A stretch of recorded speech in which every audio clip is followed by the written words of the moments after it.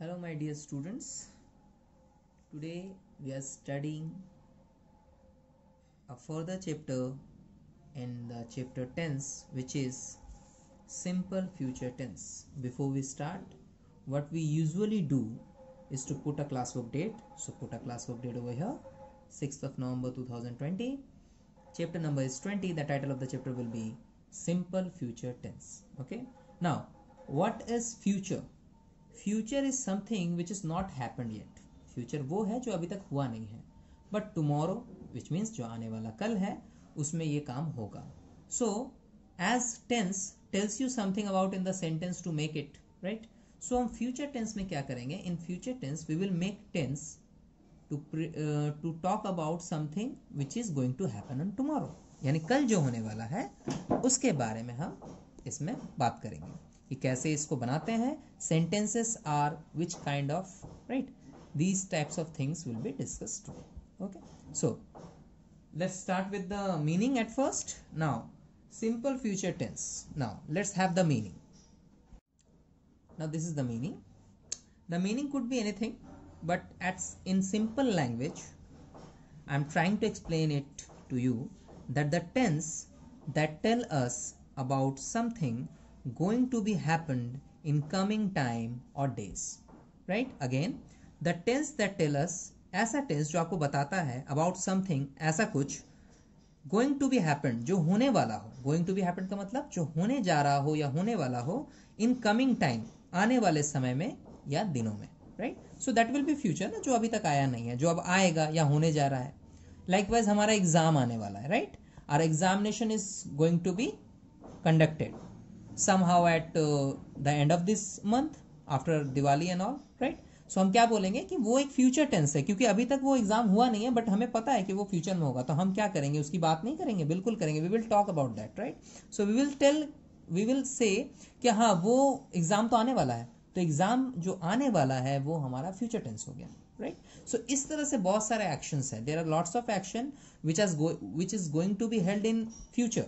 आपको फ्यूचर में मिलेगा तो फ्यूचर टेंस यूज करेंगे. Right, now a simple future tense have a simple structure. Right, so what will be the structure? We are going to learn about that. Now at first, before we start, let's have the identification words which is helpful to identify that future tense will be used where. Future tense कहाँ use होगा इसको बताने के लिए एक identification भी लेंगे. Remember when I have taught you about continuous tense, so मैं बोलता था वहाँ पे कि बाबू देखो, if something in sentence end रहा है, रही है, अगर रहे, अगर पास्ट में आओगे तो रहा था, रहे थे, ऐसे होता है. तो here there must be an identification. Right, कि कैसे समझेंगे कि सर ये फ्यूचर टेंस में बात कर रहा है. राइट, सो वही हम बताने वाले हैं. Let's have the structure which is used in simple future tense. This is the structure, my dear students. Subject, as you know, every kind of work will be done by subject. हर काम कोई subject ही करता है, whether it is noun or pronoun. right, noun में names आ जाएंगे, pronoun में he, she, it, they, I, you, ये सब आता है. राइट, भूलना नहीं है. सब्जेक्ट के बाद लगेगा shall और will. रिमेंबर दोनों में इसको एक यूज करेंगे. What will be the use of shall and will? I will going to be I will going to explain you later, but आपको ये ध्यान रखना है कि यही दोनों लगेगा, कोई एक. दोनों मतलब one of them. Okay, now base verb. Base verb का मतलब क्या है? वर्ब का जो फर्स्ट फॉर्म हमें याद रहता है, जैसे खेलने को प्ले बोलते हैं, पढ़ने को रीड बोलते हैं, बोलने को टॉक बोलते हैं, चलने को वॉक बोलते हैं. Right, these types of sentences are called as verb which is expressing the action we do. जो हम एक्शन करते हैं, अगर हम खड़े भी हैं तो वो भी एक तरह का एक्शन है ना. वी आर स्टैंडिंग, खड़े हैं तो स्टैंड बोलते हैं. राइट, सो बेस वर्ब में वो पहली वाली फॉर्म आएगी जिसका मीनिंग आप जानते हो, और साथ में object. So the structure would be, I am repeating again, subject plus shell will plus base verb plus object. Right, remember this is the basic structure of the sentence which is going to be used in simple future tense. Okay, see my dear students, the identification of this tense is in sentence end you will find with verb ga, ge, gi. Now what is that? In sentence end का मतलब है जब भी आप कोई verb form use करते हो तो हम क्या बोलते थे पहले, आई वॉज टीचिंग दैट कि रहा था, रहे थी, जाता हूँ, जाते हैं, इस तरह करके। तो उसमें हम लोग आइडेंटिफिकेशन डालते थे कि ता है, ती है रहेगा, रहा है, रहे ही रहेगा, right. Now here in simple future tense you will find गा, गे, गी। So what is that? गा, गे, गी का मतलब होता है, इफ आई एम सेइंग कि मैं खाना खा रहा था या खाना खा रहा हूं, तो आई वुड से मैं खाना खाऊंगा, मैं वहां जाऊंगा, ठीक है, मैं सोऊंगा, वो खाना खाएगी, वे पढ़ने जाएंगे, इस तरह के सेंटेंस होंगे। तो वहां पे गे लग रहा है ना, गे, गी, गा। So when along with verb अगर वहां पे गा, गे से बात हो रहा है, इसका मतलब है that someone is talking about the future, वो वहां पे फ्यूचर की बात कर रहे हैं। So the identification would be in sentence and with verb गा, गे, गी। Don't forget that, in sentence and with verb गा, गे, गी. So we will take this as a base to identify that whether it is a simple future tense or not. Simple future tense होगा तो जाएंगे, खाएंगे, सोएंगे, बोलेंगे, हंसेंगे, यही सब बोलते हैं, राइट। तो गे लगता है ना, गे, गा, is so you will use this. Now we will talk about the types of sentences. In every tense basically three type of sentences can be formed. तीन टाइप के सेंटेंस हम बना सकते हैं, वैसे चार होते हैं but you need to study three right now, okay. आप लोग 4 में हो ना, सो आप लोग अभी 3 सेंटेंसेस टाइप देखो क्या है। Positive sentences. Now what are the positive sentences? Positive sentences वो होते हैं जो बेसिक सेंटेंसेस होते हैं. Likewise I have shared you a basic structure of sentence. जैसे मैंने बताया था कि एट फर्स्ट क्या करते हैं, एट फर्स्ट हम लोग लेते हैं सब्जेक्ट, राइट। उसके बाद यूज करेंगे आइदर शैल और विल, राइट। फिर बेस वर्ब यूज करेंगे which means the verb first form, forms of verb chapter पढ़ाया ना, right. And the last is object. So ये हमारा पॉजिटिव स्ट्रक्चर है जिसमें कोई चेंजेस नहीं है.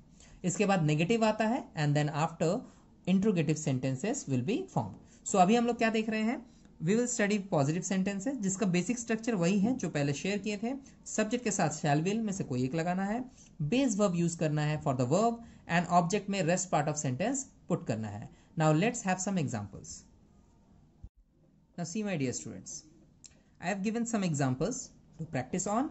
नाउ सी, मैं स्कूल जाऊंगा, द आइडेंटिफिकेशन इज गा, गे, गी. एज आई टोल्ड बिफोर, मैं स्कूल जाऊंगा, इसका मतलब मैं का इंग्लिश क्या होगा, I. Subject will be I, right.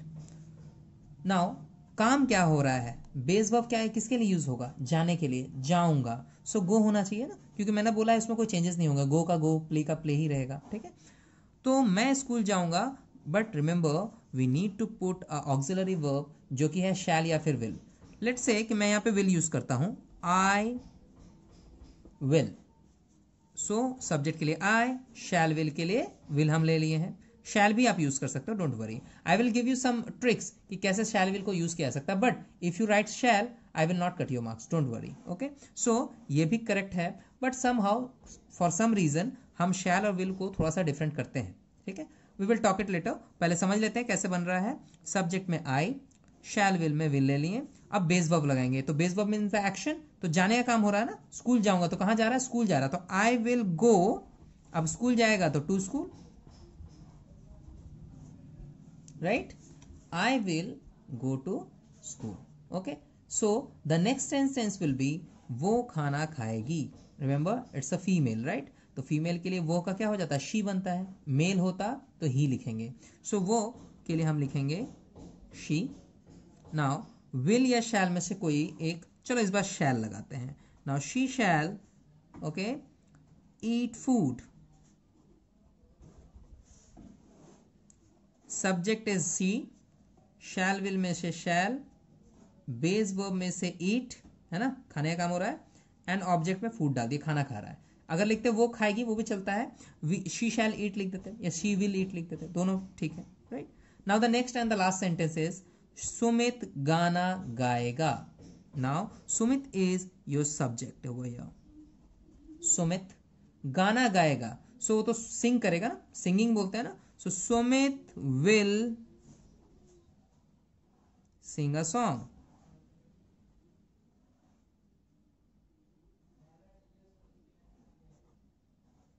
Right? The answer will be Sumit will sing a song.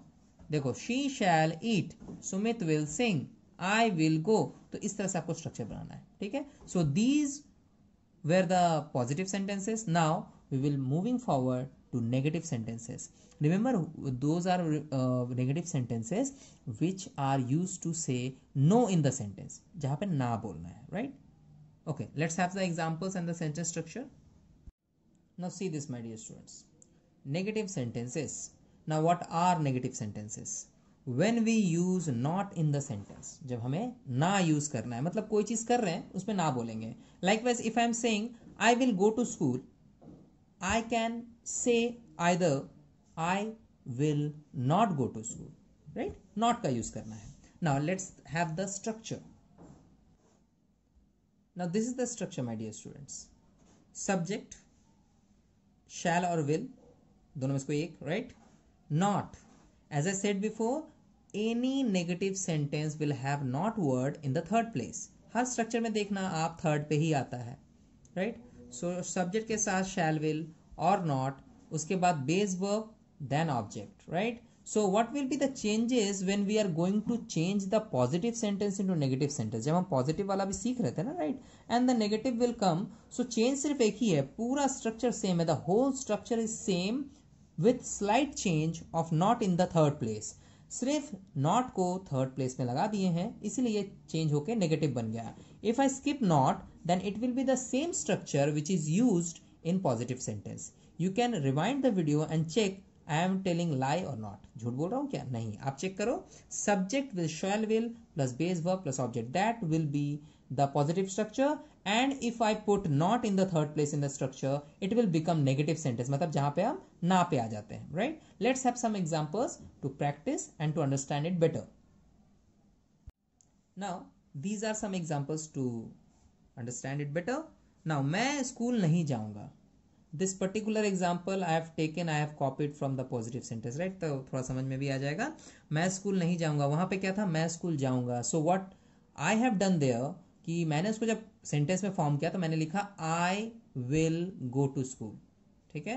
सो यहां पे हमको पता है कि हमें नॉट का यूज करना है, तो ये नेगेटिव हो जाएगा. Right? So the structure will be same, सिर्फ थर्ड प्लेस पे नॉट यूज करते हैं. लिखेंगे I will not go to school. Right? कितना सिंपल है. I will go to school बोलेंगे तो पॉजिटिव हो जाएगा, एंड आई विल नॉट बोलेंगे तो वो नेगेटिव हो जाएगा. That is the difference between positive and negative.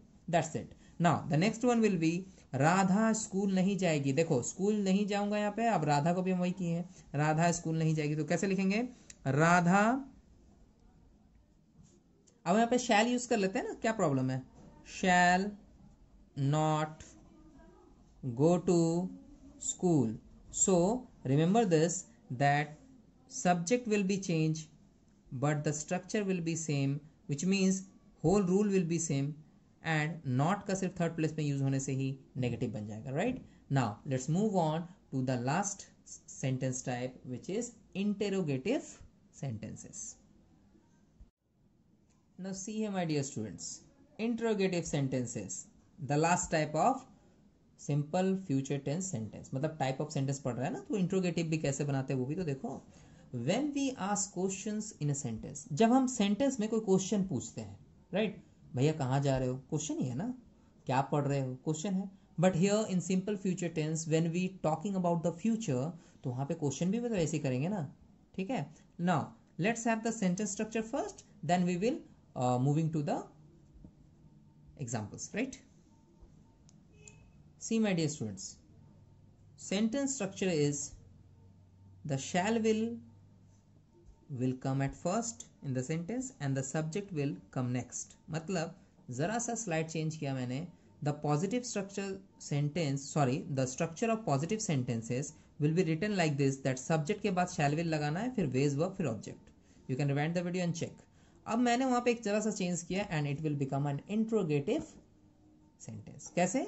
सिर्फ शैल विल को सब्जेक्ट के प्लेस पे से हटा के फर्स्ट पे लाओ और सब्जेक्ट को सेकंड प्लेस पे डाल दो, विच मीन्स सब्जेक्ट को यहां लाओ और शैल विल को आगे ले आओ. ऑटोमेटिकली ये क्या हो जाएगा? It will become an interrogative sentence. And remember one thing, when we are going to make interrogative sentence क्या छूटता है, सबसे ज़्यादा गलती होता है क्वेश्चन मार्क लगाने में. सो आप स्ट्रक्चर का देख लो बढ़िया से, उसके बाद लास्ट में क्या करेंगे, जब भी क्वेश्चन करेंगे तो क्वेश्चन मार्क होना चाहिए ना, it's called punctuation mark, right. So हम क्वेश्चन मार्क पिक करेंगे, तो उसमें भी पिक करने से क्या होगा कि आपको ये समझ में आएगा कि इसमें क्वेश्चन हो रहा है. But structure should be followed, structure को फॉलो करना है अच्छे से. क्या है, बड़ा सिंपल है. पॉजिटिव स्ट्रक्चर को ही लेंगे और शैल विल का प्लेस को चेंज करेंगे सब्जेक्ट के साथ. We will replace the places of subject, subject को फर्स्ट प्लेस से सेकंड प्लेस में लेके आएंगे और शैल विल जो यहाँ लगता है उसको हम फर्स्ट प्लेस में लाएंगे एंड लास्ट में क्वेश्चन मार्क पुट करेंगे, ये इंट्रोगेटिव हो जाएगा. Which means you need to remember only one type of sentence structure, बाकी में जरा सा चेंज करने से ही उसमें चेंज हो जाएगा. It will be fun, right, it will be fun to practice on कि कैसे इसमें जरा सा चेंज करने से आपका सेंटेंस का पूरा सिस्टम चेंज हो जाता है, right. Now let's have some examples.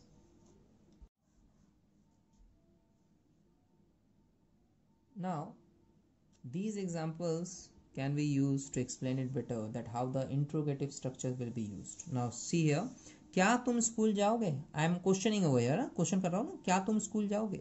So shell will में से कोई एक पहले लगाना है. सो मैं विल पुट करता हूँ WILL, राइट. तुम इज अ सब्जेक्ट तो यू कर देंगे, विल यू. ओके, नाउ जो स्ट्रक्चर है बेस वर्ब के बाद ऑब्जेक्ट का वही यूज करेंगे, गो टू स्कूल और लास्ट में question mark, right. The answer will be will you go to school, which means in positive sentence I will say I will go to school. It's if someone ask me that मैं school जाऊंगा कि नहीं, so will you go to school, simple सा बात है. you will go to school का जगह will you go to school हो गया, एक ही बात है ना. now see again, क्या सुमित गाना गाएगा. if I say सुमित गाना गाएगा, so what will be the sentence will be Sumit will sing a song. so यहाँ पे will को पहले लाएंगे तो लिखेंगे will Sumit sing a song. Okay, that's it. So this is the sentence which is formed in interrogative by changing the place of subject and shall will, and it will become the interrogative. So I have explained you the sentence structures, the type of sentences under simple future tense. So it will be better to practice at home. Okay, I will give you some sentences to practice, or you can find in the book exercises. If someone have any problem, okay, if someone has any problem, you can discuss it with me. Okay, so I am going to end this video lesson over here, and if any query is, as I said, discuss with me, and we will do the book exercises in coming next videos, right. Okay.